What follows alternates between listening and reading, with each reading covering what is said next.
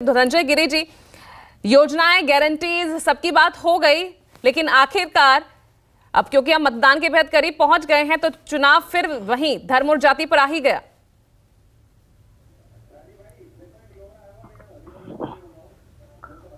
पूजा जी, देखिए, नरेंद्र मोदी जी ने क्या कहा। नरेंद्र मोदी जी का तो नारा ही है, हमारी पार्टी का जो मिशन है।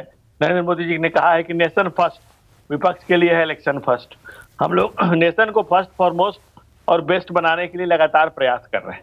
जहां तक बात है जाति की, तो आप देखें पिछड़े वर्गों के साथ कांग्रेस ने जो अभी तक जो कांग्रेस ने किया है, चाहे काका कालेलकर की रिपोर्ट से लेकर के पिछड़ा वर्ग आयोग, पिछड़ा मंडल कमीशन को लागू करने से, और आज जब इतिहास में नरेंद्र मोदी इस नई सदी में एक नई इबारत लिख रहे हैं, नया युग धर्म स्थापित कर रहे हैं, तो कांग्रेस ये नहीं चाहती है कि कोई पिछड़े का बेटा देश का प्रधानमंत्री नया इतिहास रच दे। इसीलिए कांग्रेस, आप देखिए, लगातार अपमान कर रही है। प्रधानमंत्री जी का अपमान और उपहास करने का ये कांग्रेस का लगातार कार्य चल रहा है। उपहास और अपमान का सिलसिला सालों साल चला है और नरेंद्र मोदी नीलकंठ हो गए।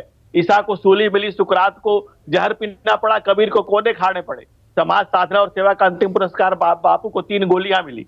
नया इतिहास गढ़ने की और नया इतिहास रचने की बलिदानी विरासत की इतिहास बलिदान मांगता है।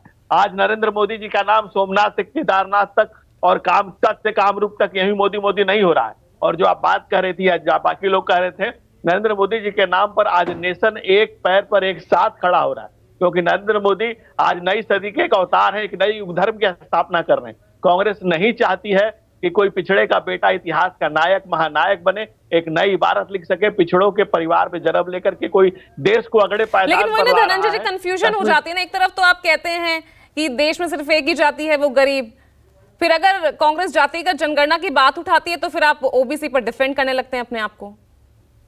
देखिए, ऐसा है ना कि कांग्रेस अपना गोल बदलते रहती है। हमारे लिए गांव, गरीब, किसान, नौजवान और जो बिछड़े दर्द शोषितों का जो दर्द है, वो प्रधानमंत्री नरेंद्र मोदी के लिए कोई किताब में पढ़ी हुई बात नहीं है। उनके लिए भोगा हुआ यथार्थ है, जीवन का सत्य है। यही जीवन के तथ्य और सत्य को लेकर के गुर्बत से शोहरत तक का सफर उन्होंने तय किया है। और उनकी ये कोशिश है कि हर गरीब के घर में दिया जले, हर उस समाज में के पिछड़े पायदान पर खड़े हुए व्यक्ति का हाथ पकड़ कर उसको आगे लाया जा सके। जो पायदान में पीछे छूटा हुआ है, जो हमारा भाई बंधु पीछे है, उसको लेकर के हम आगे आए और सबका साथ, सबका विकास, सबका विश्वास, सबका प्रयास की जो संभावनाएं हैं, जो भावनाएं हैं, उसको मूर्त रूप दे सके। यही हमारी पार्टी का, हमारे प्रधानमंत्री का और हमारे नेता का, हमारे नेतृत्वकर्ता का जो मूल प्रयास है, वो यही है।